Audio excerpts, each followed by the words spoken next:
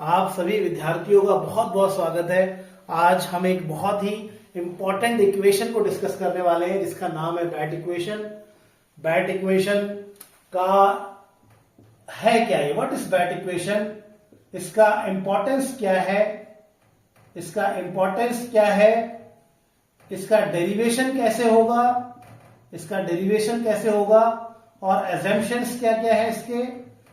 इस इक्वेशन के अजम्पशंस क्या क्या क्या मानती है इक्वेशन, और इसके ड्रॉबैक क्या हैं?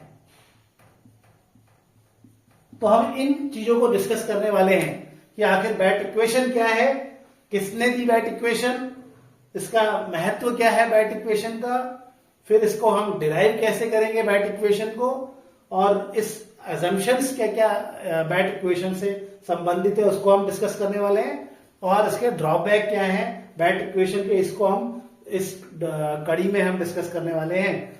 लेकिन इन सभी से पहले बच्चों, ये सारी चीजों को समझने से पहले आपको कुछ बहुत ही बेसिक चीजें मैं आपको समझा देता हूं, क्योंकि जब हम इसके डेरिवेशन को करेंगे, जब हम बैट इक्वेशन को समझेंगे, तो बेसिक चीजें, वो बेसिक टर्म्स, वो बेसिक बातें हमें बहुत जगहों पर देखने को मिलेगी। तो हम थोड़ा सा उन बेसिक चीजों को समझते हुए चलते हैं। तो जो पहली बात मैं आपको बताने वाला हूं वो ये है,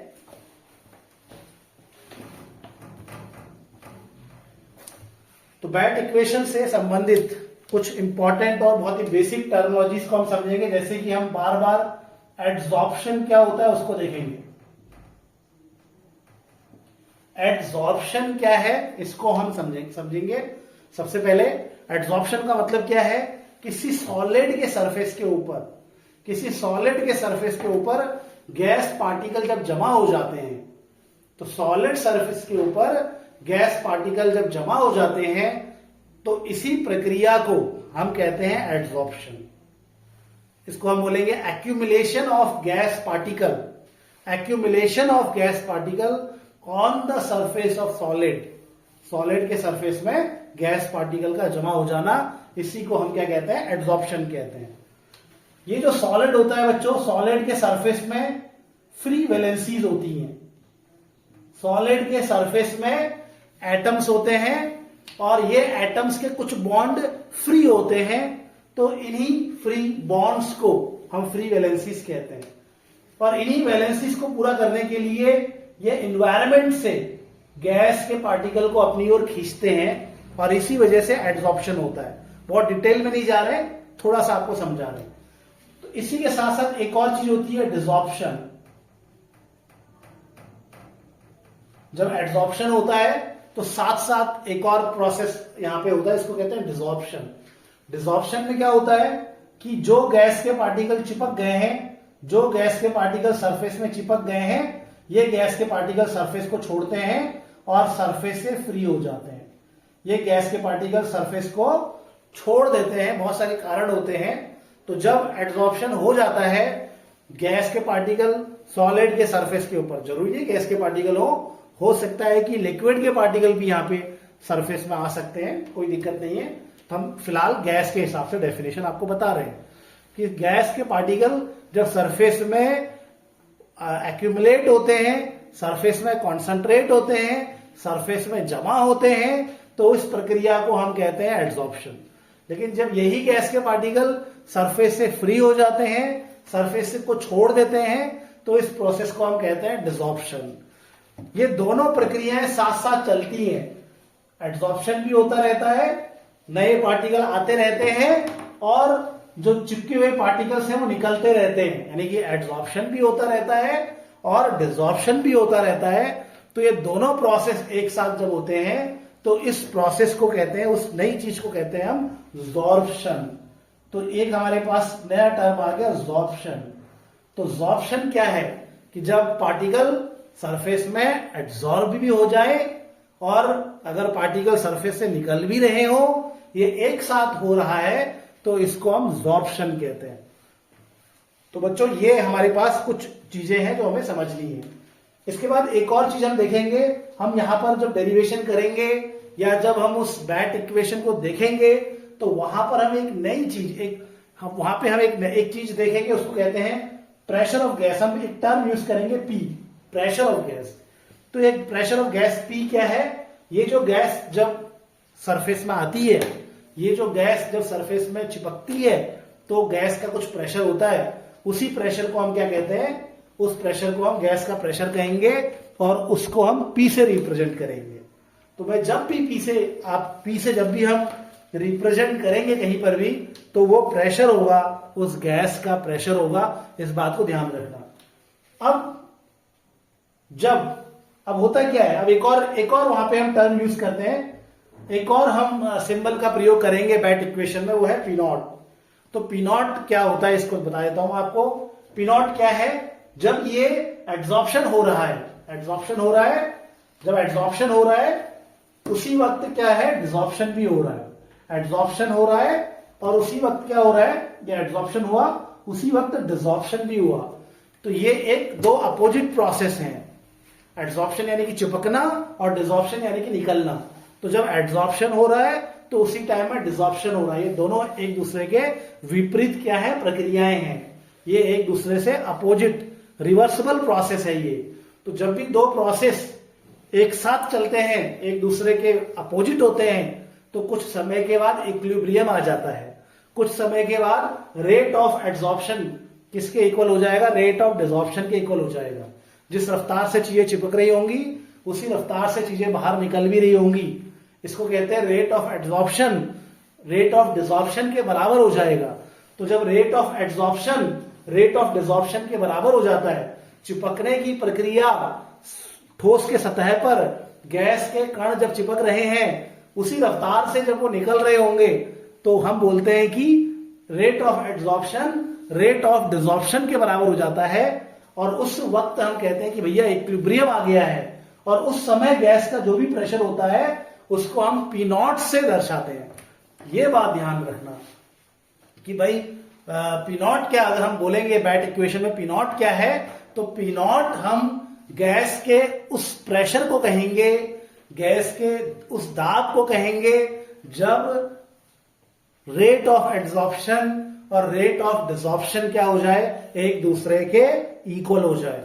और जिस रफ्तार से चिपक रहा है उसी रफ्तार से जब निकले, आपका कण निकले, बाहर निकले, चिपक रहा है उसी रफ्तार से निकल रहा है, दोनों बराबर हो जाए जब, तो उस वक्त जो भी गैस का प्रेशर होता है उसको हम पी नॉट से दर्शाते हैं। इस बात को ध्यान रखना, ठीक है। तो ये चीज हम आगे देखेंगे। इसके अलावा यहाँ पे हम जब बैट इक्वेशन देखेंगे बच्चों, जब बैट इक्वेशन डिराइव कर रहे होंगे, जब बैट इक्वेशन को हम डिराइव करेंगे तो उस वक्त हम क्यू वी नहीं, theta V, theta one, theta two ऐसे करके कुछ टर्म्स देखेंगे। तो थीटा वी क्या है, ये थीटा वन क्या है, थीटा टू क्या है, थीटा थ्री क्या है, इसको मैं आपको बताता हूं। इसको थोड़ा समझने की कोशिश करेंगे, थोड़ा सा मैं अपनी ओर से आपको समझाता हूं, ठीक है। तो ये हमारे पास क्या है, सॉलिड है, और सॉलिड के सरफेस में जो एटम्स हैं इनके कुछ बंध नहीं बन रहे होते हैं, इनके कुछ बॉन्ड नहीं बन रहे होते हैं, फ्री होते हैं, ये इनकी फ्री वैलेंसी है। तो टोटल आपका जो एरिया है, टोटल एरिया या टोटल साइट ऐसा कह लेते हैं, कितनी साइट्स टोटल हमारे पास, कितनी टोटल साइट्स हमारे पास हैं क्यू वी, और कितनी टोटल साइट्स हमारे पास हैं और उनमें से कितने में एड्सॉर्प्शन हो सकता है, मैक्सिमम एड्सॉर्प्शन हो सकता है, इसी को हम कहते हैं थीटा वी।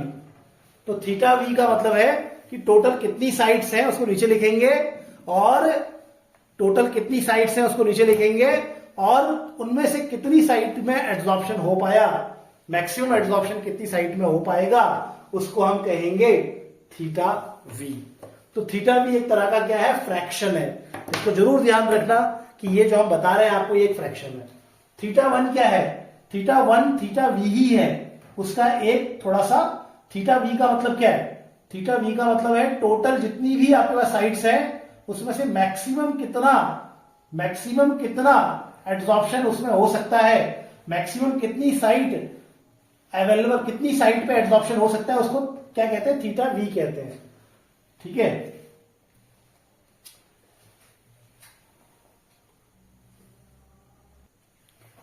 तो आखिर थीटा वी है क्या, थीटा वी यानी कि टोटल जितनी भी साइड्स हैं, ये टोटल साइड्स हमारे पास सॉलिड सरफेस में मान लेते हैं 10 साइड्स हैं।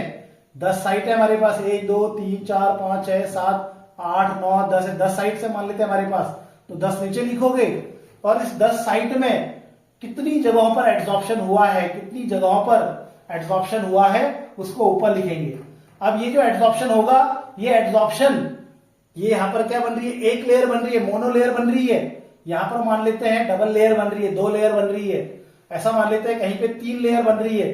तो चाहे मोनो हो, चाहे डबल हो, चाहे ट्रिपल हो, सबको काउंट करना है इसमें कि जितनी भी साइड से हैं उसको नीचे लिखिए और उनमें से कितनों में एड्सॉर्प्शन हो रहा है। चाहे वहां सिंगल लेयर बन रही हो कोई फर्क नहीं पड़ता, उसको भी काउंट करेंगे। चाहे वहां डबल लेयर बन रही हो, 2 लेयर बन रही हो, उसको भी काउंट करेंगे।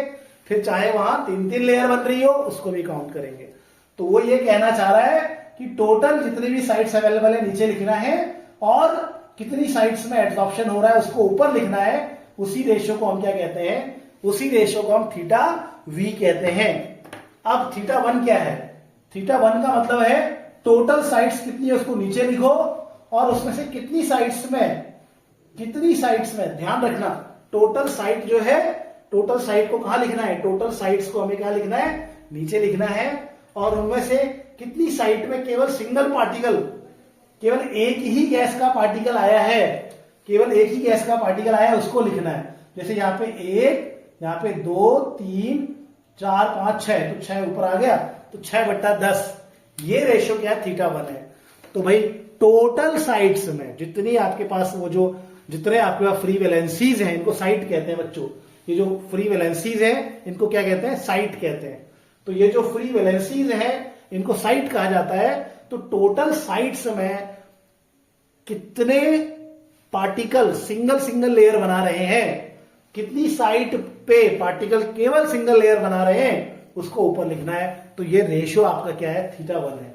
फिर ऐसे ही टोटल साइट में कितने साइट ऐसी हैं, कितनी वैलेंसीज ऐसी हैं जहां पे डबल लेयर बन रही है उसको यहां लिखेंगे तो वो हो जाएगा आपका थीटा 2। फिर ऐसे ही करके टोटल साइट में कितनी ऐसी हैं जहां पर 3 पार्टिकल्स एड्सॉर्ब हो रहे हैं, कितनी वैलेंसीज ऐसी हैं, कितनी साइट ऐसी है जहां पर 3 पार्टिकल एड्सॉर्ब हो रहे हैं उसको हम कहते हैं थीटा 3। तो ये हम थीटा वी देखेंगे, थीटा 1 देखेंगे, थीटा 2 देखेंगे, थीटा 3 देखेंगे। ये टर्म्स हम देखेंगे जब हम बैट इक्वेशन को डिराइव कर रहे होंगे तो हम इन टर्म्स को देखने वाले हैं। तो मुझे उम्मीद है कि आपको थोड़ा बहुत समझ में आ रहा होगा कि भैया जब एड्सॉर्प्शन, अच्छा एक बात और ध्यान रखना, ये जो सॉलिड होता है इसको हम एड्सॉर्बेंट कहते हैं। क्या कहते हैं, सॉलिड को जिसके ऊपर एड्सॉर्प्शन हो रहा है, जिसके ऊपर चीजें चिपक रही हैं उसको एड्सॉर्बेंट कहेंगे। जो चिपक रहा है उसको एड्सॉर्बेट कहते हैं। क्या कहते हैं, एड्सॉर्बेट। तो हमने बोला कि एड्सॉर्प्शन क्या है, ठोस के सतह के ऊपर गैसों का जमा होना, ये क्या है, एड्सॉर्प्शन है। इसके कारण क्या है वो हम बहुत डिटेल में डिस्कस नहीं करा, बस हमने ये देखा कि ठोस की सतह पर सॉलिड के सरफेस पे फ्री क्या होती है, वैलेंसीज होती है। एटम्स के बॉन्ड पूरे नहीं हो रहे होते हैं तो एटम की वैलेंसीज फ्री होती है। बस उन वैलेंसीज को पूरा करने के लिए वो क्या करते हैं, गैस के पार्टिकल को अपनी ओर खींचते हैं, उनके साथ बॉन्ड बनाते हैं। तो इस वजह से क्या होता है, एड्सॉर्प्शन होता है। एड्सॉर्प्शन के साथ साथ क्या होता है, डिसॉर्प्शन भी हो रहा होता है। यहां एड्सॉर्प्शन, यहां डिसॉर्प्शन, ठीक है। डिसॉर्प्शन मतलब बाहर निकलना। तो जब गैस एड्सॉर्ब हो रही है तो उस वक्त गैस का क्या प्रेशर है, उसको हम गैस का प्रेशर P से रिप्रेजेंट करते हैं। लेकिन जब एड्सॉर्प्शन का जो रेट है, जिस रफ्तार से एड्सॉर्ब हो रहा है उसी रफ्तार से जब डिसॉर्प्शन हो जाए, जब रेट दोनों बराबर हो जाए उस वक्त उसको इक्विलिब्रियम की कंडीशन कहते हैं। और उस वक्त जो भी गैस का प्रेशर होता है उसको हम P0 कहेंगे, क्योंकि अभी बैट इक्वेशन डिराइव करनी है, वहां पे P0 आएगा। उसके बाद हम बैट इक्वेशन के डेरिवेशन में हम क्या करते हैं, बहुत सारे टर्म्स है जिनमें बहुत ही इंटरेस्टिंग टर्म है, थीटा वी, थीटा 1, थीटा 2, इस तरह से। तो ये थीटा क्या है, थीटा वी क्या है, थीटा वी का मतलब है टोटल साइड्स नीचे लिखो, उन टोटल साइड्स में जहां जहां पर भी पार्टिकल, वो टोटल साइड्स नीचे लिखो, उनमें जहां जहां पर भी पार्टिकल चिपक रहे हैं, फिर चाहे वो सिंगल के हिसाब से चिपक रहे हो, चाहे डबल के हिसाब से चिपक रहे हो, वो नीचे, वो ऊपर लिखना है। ठीक है, तो उसको हम थीटा वी कहेंगे। भैया ये एक फ्रैक्शन है, इसको ध्यान रखना, दिस इज वेरी इंपॉर्टेंट, ये एक फ्रैक्शन है, ठीक है। वैसे ही थीटा वन क्या है, थीटा वन का मतलब है टोटल साइड्स में, टोटल क्या, टोटल साइड्स में जहां जहां पर सिंगल सिंगल पार्टिकल यानी कि मोनोलेयर बन रही है, जहां जहां पर टोटल वैलेंसीज में जो वैलेंसी है बाहर को निकली हुई, कहां कहां पर सिंगल सिंगल पार्टिकल चिपक रहा है उसको ऊपर लिखेंगे, तो वो कितने सिंगल पार्टिकल चिपक रहे हैं उसको हम क्या कहते हैं, उसको हम थीटा वन कहते हैं। वैसे ही इसी प्रकार से अगर कहां कहां पर टोटल साइड्स में दो दो पार्टिकल एक के ऊपर एक चिपक रहे हैं, एक चिपक गया एक ऊपर चिपक गया, दो पार्टिकल कितनी वैलेंसी ऐसी होंगी जहां पर दो दो पार्टिकल चिपक रहे होंगे, तो उसको कहते हैं हम थीटा टू, ऐसे थीटा थ्री होता है। तो थोड़ा सा वीडियो नेक्स्ट वीडियो में इसके आगे हम वेबैट इक्वेशन देखते हैं और उसको डिराइव करेंगे, ठीक है। वीडियोस लंबी हो जा रही है, इसलिए शॉर्ट शॉर्ट में हम इसको बनाने की कोशिश करते हैं।